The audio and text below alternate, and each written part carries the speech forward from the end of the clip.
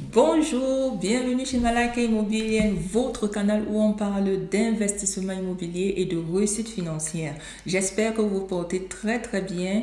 Dans cette toute petite vidéo, je vais essayer à ma façon de vous donner la définition de 3 mots-clés en immobilier qui sont l'exposé, le Eigenkapital et les Kaufnebenkosten. Et cette petite vidéo fait partie d'une nouvelle playlist que j'ai créée sur notre canal qui s'appelle Lexique Immobilier. Et il en suivra d'autres vidéos également qui essaieront de vous donner les explications des mots-clés en immobilier. Sans plus tarder, on va passer au mot-clé numéro 1 qui est l'exposé. Qu'est-ce qu'un exposé? Un exposé, c'est tout simplement une petite fiche détaillée qui s'affiche sur les sites de recherche de biens immobiliers et qui vous donne des informations pertinentes concernant le bien qui est en vente. Donc, dans un exposé, on trouvera par exemple les informations concernant la superficie, le montant du loyer qui est payé, l'année de construction du bien, le type d'énergie de l'appartement et plein d'autres informations qui peuvent vraiment être pertinentes. Sans plus tarder, nous allons passer au mot-clé numéro 2 qui est le Eigenkapital. Qu'est-ce que le Eigenkapital? Le Eigenkapital, c'est tout simplement un petit apport personnel d'environ 10% que le banquier vous demandera de fournir pour pouvoir financer votre bien. Mais attention les amis, le Eigenkapital n'est pas toujours 10%. Selon votre bonité et votre situation financière générale, ça se peut que vous trouviez des banques qui vous financent même sans Eigenkapital.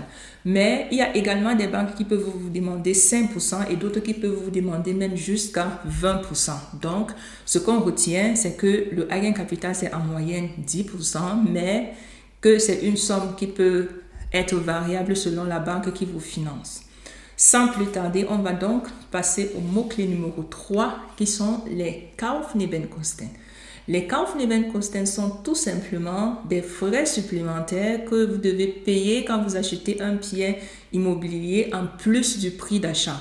Par exemple, si vous avez un bien immobilier qui coûte 100 000 € de prix d'achat, il y aura des frais supplémentaires à payer comme les frais du notaire, les frais du courtier immobilier si vous avez acheté l'appartement ou le bien avec un courtier immobilier et les impôts liés à l'acquisition du bien. Donc, pour résumer, Kaufnebenkosten, ce sont les frais supplémentaires à payer et ce sont généralement 3 frais. Frais du notaire, frais du courtier et Grunderwerbsteuer. Mais attention les amis, les Grunderwerbsteuer en Allemagne sont très variables selon la province. Donc, si vous achetez un appartement par exemple au Schleswig-Holstein comme à Lübeck ou à Kiel, vous aurez les Grunderwerbsteuer de 6,5% à payer. Si vous achetez par contre un appartement plutôt à Stuttgart, dans le Baden-Württemberg, les Grunderwerbsteuer seront juste de 5%. Et si vous descendez ici au Bayern, vous achetez comme à Munich, à Nuremberg ou à Augsbourg, vous aurez les Grunderwerbsteuer de juste 3,5%. Donc, dans cette petite vidéo, on a expliqué 3 mots-clés de l'immobilier, l'exposé, le Eigenkapital et les Kaufnebenkosten.